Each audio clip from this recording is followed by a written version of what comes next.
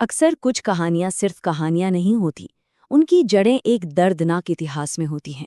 आज हम एक ऐसी ही कहानी की गहराई में उतरेंगे। ये कहानी है राजस्थान के एक ऐसे रेलवे स्टेशन की जहां कहते हैं खौफ ने वक्त को ही रोक दिया है।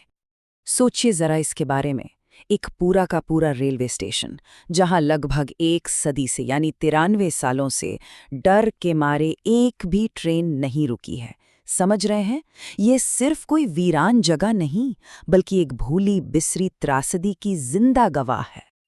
तो सवाल ये उठता है, आखिर उन पटरियों पर ऐसा हुआ क्या था? ऐसा क्या हादसा हुआ कि आज भी वहां की हवा में दहशत घुली हुई है? चलिए साथ मिलकर इस रहस्य की परतें खोलते हैं। तो हमारी कहानी शुरू होती है एक ऐसी जगह से जहां सिर्फ और सिर्फ खामोशी का राज है। ये जगह है कंकालगढ़ रेलवे स्टेशन। जो वहां के लोग हैं ना, उनके लिए ये स्टेशन सिर्फ ईंट पत्थर का एक ढांचा नहीं है। नहीं, ये एक खुली कब्र है।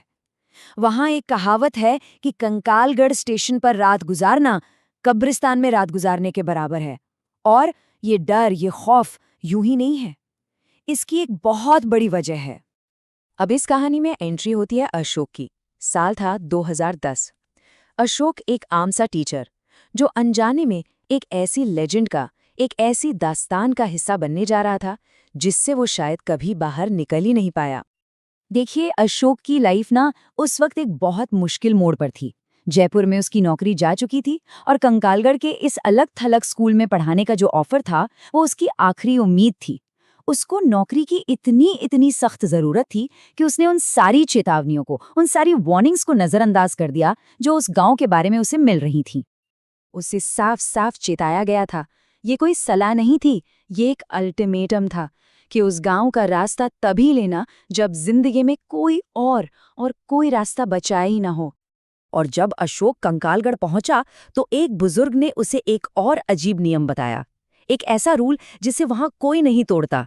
उन्होंने कहा, इस गांव में हम ट्रेन या स्टेशन का नाम तक नहीं लेते। जरा सोचिए, ऐसा क्यों? इतना गहरा अंधविश्वास या फिर डर? और फिर उस बुजुर्ग ने उसे आखिरी और सबसे ठंडी आवाज में जो सलाह दी ना, वो असल में सलाह नहीं थी, वो शब्द नहीं थे, वो आने वाले खौफ का साया थे। अब जैसे ही अशोक गांव पहुंचा, उसके साथ अजीब चीजें होने लगी, एक के बाद एक। जिस हॉस्टल में उसे ठहरना था वो अचानक मेंटेनेंस के लिए बंद हो गया। चलो ठीक है। जब उसने वापस जाने का फैसला किया तो क्या देखता है कि किसी ने उसकी बाइक के दोनों टायर पंक्चर कर दिया है। अब वो वहां फंस चुका था, बिल्कुल अकेला। अब कोई रास्ता नहीं बचा था और लाचार होकर, मजबूर होकर अशोक ने आखिरकार उसी जगह पनाह लेने का फैसला किया जिसके बारे में उसे सबसे ज्यादा डराया गया था।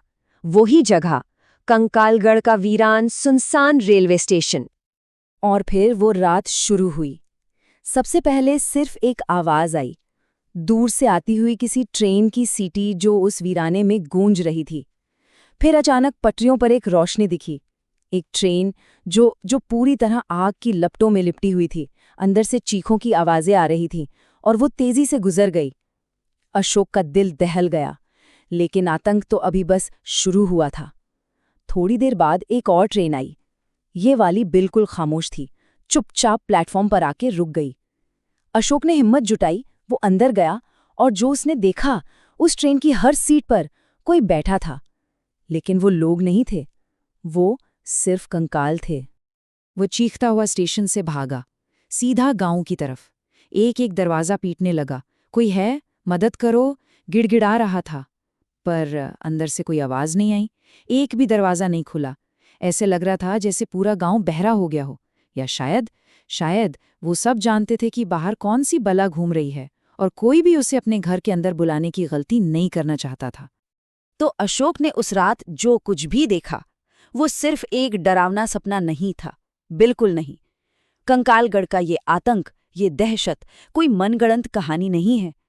इसकी जड़ें इतिहास के एक ऐसे खूनी पन्ने में हैं जिसे वक्त ने भुला दिया, एक असली दिल दहला देने वाले त्रासदी।